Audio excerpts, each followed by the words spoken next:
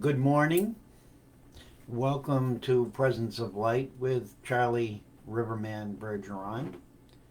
Little change of scenery here. I didn't get upstairs to my other inner sanctum to broadcast this. Facebook has made some changes, which has kept me busy trying to figure things out. Uh, Today's message and call is about awakening in place, and it's really funny for me to go through so much to actually present it. Um, and this week has been a funny week as far as energy goes, and how we uh, or how I have had to let go of so much that I enjoy doing just to stay uniquely balanced in my own energy field and not judge where the distorting energy is coming from or why or how. And I think each one of us can probably, share that kind of an expression of what happens to us when the energies around us really take us for a ride, and we have to kind of step out of everything. So, what's interesting is today's date is 8/21, and this was the date that my daughter was born on. And that brought up a lot of issues because we haven't spoken in 20, 30 years or whatever it's been. Um, and I still send her love and I send her light. And I know that I failed many times as a father for her. And I also know that I wasn't prepared to be a father when she was born. And that's not an excuse, but there are reasons for all of us to fail at certain things in our lives. And most of the time, it's non preparedness. We're just not physically or emotionally ready. Our mind will tell us that we are. We think we're doing the right thing, and yet when it happens, we're caught in it, and we have to create it in the moment. And what the tools we have in any given moment are limited to that moment. And so we fail many things in life, and we are not here to beat ourselves up about it. And what the message of 821 as a number from angel numbers is really a powerful message. I'm trying to see if I can move this over so I can see any comments. I don't know, comments not set. Followers. I guess I don't know why that. I don't know why this is not working. Um, but that's okay. Follower, slow. I'll make it slow, multiple. Um, all right, restricted, no. Protected. It looks like it's all working, so I don't know. Uh, Again, little things that drive me crazy that keep me laughing. Uh, so 821. Today's 821. Let's all have a big chuckle about all of this, all of these errors, and all of these things that are going on, because we're taking things far too seriously. And awakening is not to be taken seriously. It's we are to awaken in joy. We are to awaken in living presence, knowing that we are far more than we ever thought we were. We have no real clue of what we can be, because the field of potential and possibility is so expansive that the opportunity for us is to be anything. Think about that. You can be anything. Nothing is a limitation for you. And I say this because it doesn't mean that you're going to go out and do this or that or whatever your mind wants, but what does your heart want? This is the desire of our heart, the desire of the true blueprint of who we are that's imprinted in our heart, in our physicality. So the angel number 821, and I'm going to read Joanne Scribe's message. And she's a wonderful person who has put this out for anybody to use for free. And just share, where it is, and it's angel numbers, Joanne Sacred Scribes. And the part that I wrote, quoted here is angel number 821 brings a reminder from your angels that the more positive and optimistic you are regarding your financial and material circumstances, the easier it is to attract and manifest wealth, prosperity, and abundance into your life. Now I'm going to take that paragraph right there and say, if you change it from just financial and material, and you put anything in that space, the more positive and optimistic you are regarding it, the easier it is to attract and manifest it into your life. Positive. To be positive. No matter what's going wrong in your life, no matter who's annoying you, no matter what frustration these computers are giving you, no matter who's talking nasty to you, no matter who's confronting you, you have the opportunity to be optimistic and positive and not have that taken away from you, because that's within you. That's within you. So you put up sort of a shield and say, okay, you come to an awareness, you say, all this negative energy is coming towards me, all of this. I, in this moment, I'm going home within myself where I am optimistic and positive. And if we look at the world today, right now, we have a whole media system that is confronting us with fear, powerlessness, judgment, conflict, separation, anger. And as a result, many people, even our close friends, are expressing that. And for those of us who choose not to, it becomes a very hard situation for us to not get caught in it and become just like they are. And yet in our hearts, we know that we're here not for that purpose, but for the purpose of uplifting others. So we get caught in that.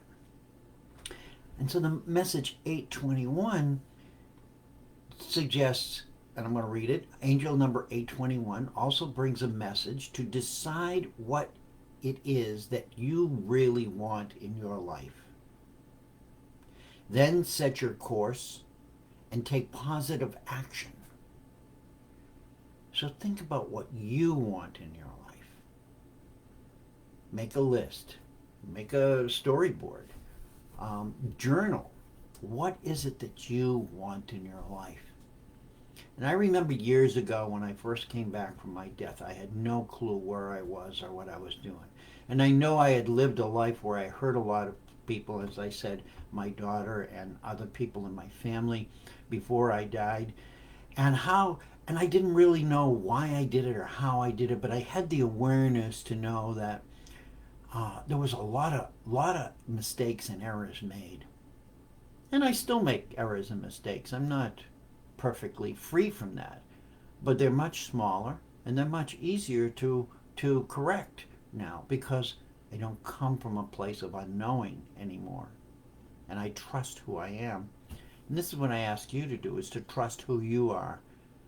And so in our personal lives, what is a positive action? So I made a list and I put it on the wall. And it says things I like and things I don't like. Now that sounds crazy. But when you get in your mind, you say, I don't like this.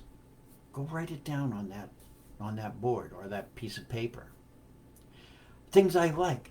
And it can be anything from ice cream to somebody arguing. It doesn't matter how small it is or how hurtful it is. And don't do it with the intention, I'm going to read this every day. Just write them down. And write them down for at least a week. If you don't have much written, go for 2 weeks before you... I went for a month of writing this. And at the end of the month, I took that list down and I read it. And I read it to see what in the moment I was feeling. And I had a calendar of events, of feelings. Because most of us, we have our feelings, and then we move on to the next feeling, and the next one, and the next one. The memory records it, but it doesn't play it back for us, because we're always moving forward. So it's a little thing. Who is it you want to be? What is it that you really, truly want in your life? And when you get a better picture of it, take positive action. Because it's within, and I'm going to read from her card, her page, it is within your personal power to create the life you want to live. And it is your duty to fulfill the aspirations of your soul. Allow the smaller issues to go by the wayside and focus on what really matters to you. So this is the key. What really matters to you? Let go of all of the superfluous energies that are aggravate us or that light us up in the moment, and ask your heart, ask within your heart, what is it and how is it I really want to live the rest of my life? Not just this moment, but every day of my life. So 821 also, and I'm going to quote from her, tells you to keep your faith and trust strong and expect the very best in your life. Maintaining a positive attitude and optimistic outlook helps to manifest the auspicious circumstances and opportunities in your life. Expect the best, and you will receive it. Expect to succeed, and you will. And as I read that, I realized that this positive approach, this is, it's been said in many ways, and yet we tap into it and then we slowly get pulled away. Make it a commitment to expect success, to expect joy, to expect goodness, to expect love. Because in that moment, you become the attractor field for it. And then you will see it coming. And when you see it coming, you'll be able to see it in a different way because you're connecting with your true heart self. And so, as I thought about this, and I was crunching for time to prepare for the call, and I wasn't even going to do this call. And it says, no, I have an obligation to myself to do the call, whether anybody hears me or not, because these calls are for all of us. When I listen to them after I complete them, I have to listen to that higher part of myself that comes through when I write my show notes and when I talk to you. Because the message is just as much for me. And this is just like my little chart that I put on the wall. What do I like and what do I don't like? We're all learning. We're all students here. I know we don't like that terminology, but we're children. We're children of this understanding, this grand understanding that the human mind only has limited moments of access to at this point in our evolution. But we're expanding in our evolutionary process to the point where we're receiving more and more and more and more. And in that process, we're seeing sort of the distance between who we are and how we're living, how we're communicating with each other, what we're doing to each other. And for most of us, and I'm going to say most of us, we're not overly happy with that. But we get stuck in the dynamics of the old patterns and behaviors of humanity. And if you're stuck there, you're just going to recreate what was already done, whether it was last year, 10 years ago, or 1,000 years ago. And that's what this message today is about awakening in place. Knowing that right now where you sit and where you eat and where you walk and where goes with you. You are the center of everything that evolves around you. And I'm not saying that in a narcissistic way. I'm just saying that you are what we would call a point within a circle. It's sacred geometry. You are the point within that energy field. You are the toroidal, the center of the torus of that. You are responsible for that. Nobody else. If we all become responsible for the energies in our toroidal field, our individual toroidal fields, and raise the frequency so that it's at its utmost point of divine love and kindness and compassion, then the energy field itself will do the work. Because we are the source of that intelligence, that entelechy, if you will. We know what we're supposed to do. We just have it buried so deep in the mud that it's hard to find. It's hard to locate. It's hard to extract to a point of awareness within us. This is the awakening in place. We are actually physically awakening in this physical body.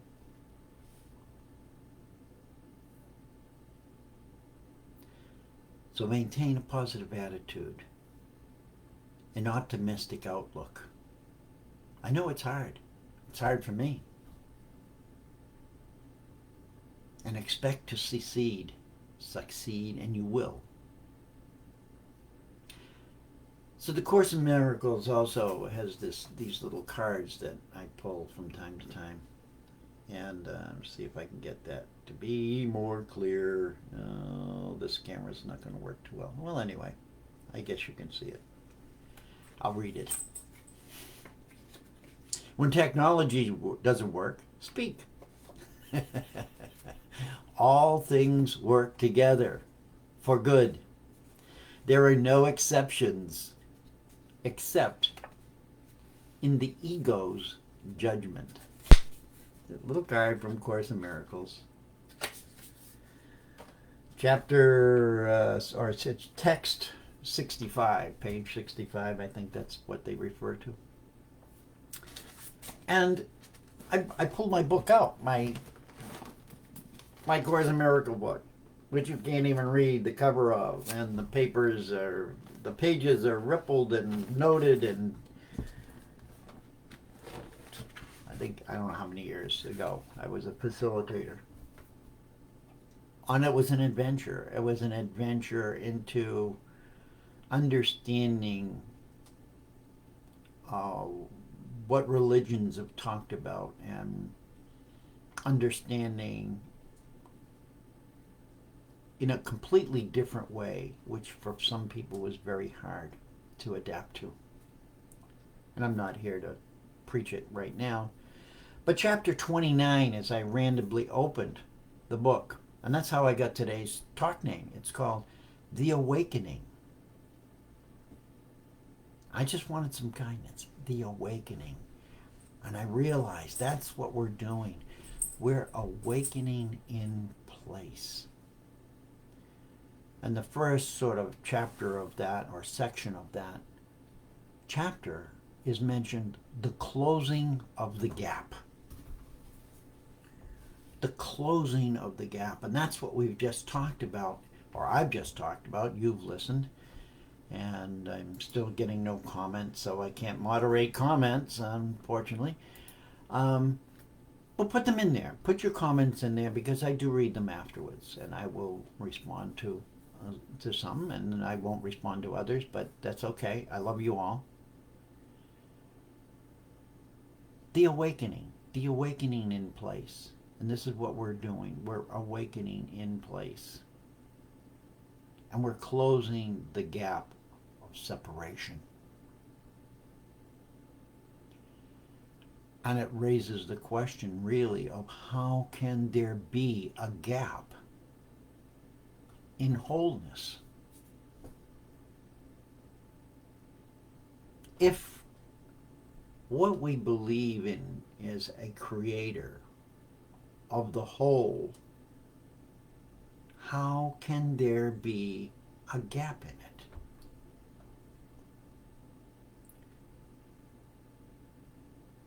Some people say, well, the creator created the gap just to see what it would be like.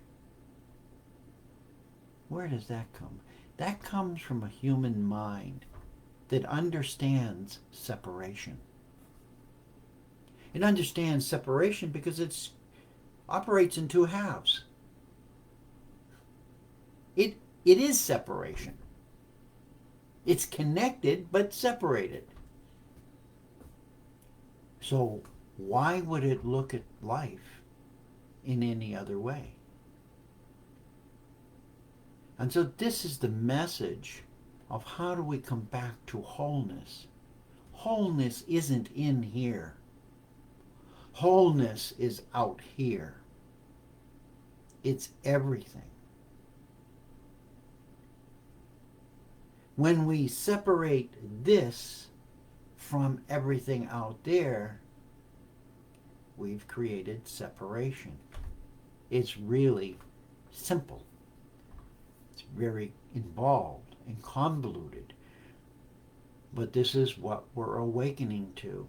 We're awakening in place to the realization of how and what and sometimes why we chose that. We can choose anything. And this is where we're challenging ourselves now as we evolve and awaken in place, is to come back to what we would logically perhaps call divine unity. The unity of the source, the original intention, the original energy form that we all have emanated from, and we are all still a part of, regardless of shape, form, color, language, intelligence, physical ability. That's our uniqueness. Each one of us are an expression of divinity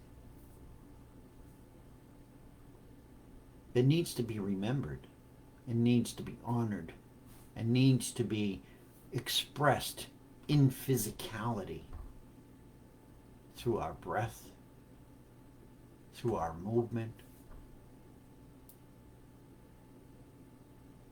Because all of our separations are a process of sleeping.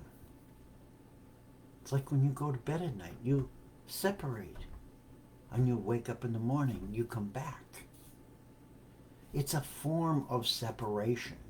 And all separations are a process of what we commonly call sleeping. And the only thing to do, really, from the state of sleep, the only thing you can do from that is awaken. If you don't awaken, what is your existence? Your existence is always in a dream. It's always in an illusion. It may feel real. You may think it's real. But it's a dream. And right now we're caught in a world between the two words, love and fear.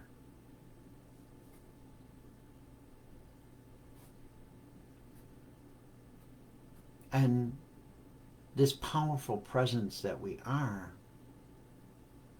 needs to really look and see that separation between those two words, love and fear, and choose, am I asleep or am I awake? If I'm asleep and dreaming, fear will rule my life. If I'm awake and living, love will rule my life. How do we all come back into love? And how do we come back into expressing it without fear?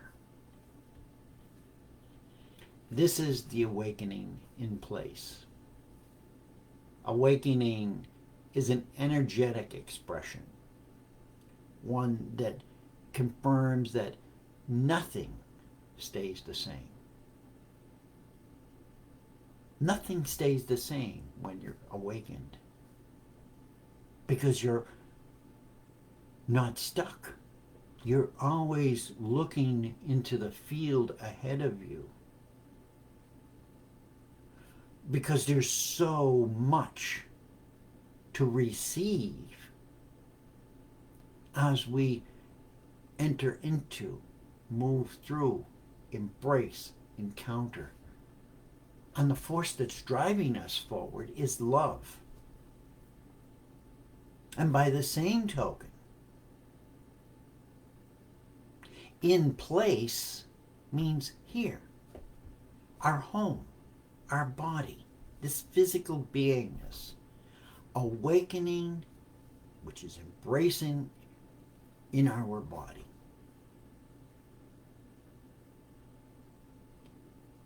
And most of us right now have to shut down at some point. Most of us begin conversations with people or engage in programs with other people And we come in and, oh, this is wonderful. And then all of a sudden, things start to get heavy, things that get dark. People feel that they can express whatever they want. And what they do is they dig up all of this darkness from within them and they spew it forth, and they expect you to want to agree with them, and you listen and you try to still be compassionate with what they're going through and their need to express that. And then all of a sudden, you can't take it anymore. Too much. Overload. Their negativity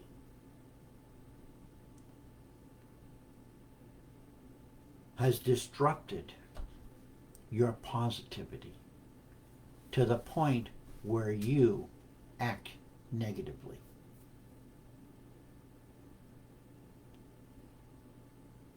I know all of us are witnessing this right now on some level. And the message today is to awaken in place where you are. You don't need a group to support you. You need to come to the group within you. Every cell in your body is your group. And you need to embrace every cell of your body and align it with love. And align it with compassion. And bring through kindness and goodwill for others. And yes, it will be refused. And for some, you will get slapped, and you'll get slapped hard. But keep going. Keep going. Because the only way through this is through our hearts. Awakening in place. This place, right here. Not here. This is the place that created it. All of this. This is the place that will heal it. You all know this. I'm not telling you anything you don't know. All I'm trying to do is trigger that moment, that expression in you, and to keep you encouraged to move forward as we all go through this in place. When we leave this physical world, I can't tell you. I can tell you my story, but I can't tell you really what happens or what you're going to do. Because we're here. This is where we are now. We are here. We have, from those higher places, from those places of non-existence, have converged here into this physical body to express that which we are in all of those higher dimensions. Or whether you think it's heaven, Shambhala, doesn't matter where you think it is. You are the expression of it right here, right now. 10:37, 7 minutes over. What is time? What is time? We have all the time we want to create. And let's hope that the time we create is engaging others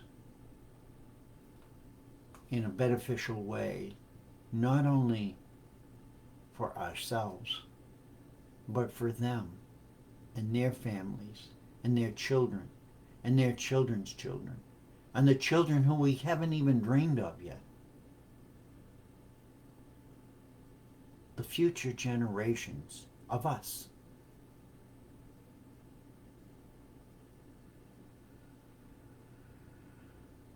So, as I close, one of my last words in my notes, we are now at a point in our physical journey as humans to embrace all that is necessary to jettison what is no longer serving our forward evolutionary growth. In short, We are ready on all levels to call in everything that is needed right now to change everything. Everything that is harming or diminishing ourselves and all living species and forms on our beautiful planet Earth. We are the ones who chose to be here at this time. No matter what's going on in your life, know that in your heart, if you go deep enough into your heart and open your heart, your life will change. And it will change in a positive manner. And that's all I can bring to each of you every week. Is a positive moment, a glimpse of something far more than we can all imagine. We get it in glimpses. We get it in moments. Hang on to those moments. Hang on to those visions. And take that piece of paper and write down, what do I like? What do I don't like? The minute it comes into your mind, make sure you write it down. Give yourself some space to read it, be a week, 2 weeks, 3 weeks. You'll get to know more about you than you ever wanted to know. But in that process, you'll be able to make some positive changes, because you will witness how out of balance you really are. And I love you as unbalanced as you are, because I love me as unbalanced as I am. So as always, take a deep breath. Inhale, exhale, feel the water. We are the water. And the water is healing. I love you. I thank you. I respect you. I am you. You are me. Together, we are unity.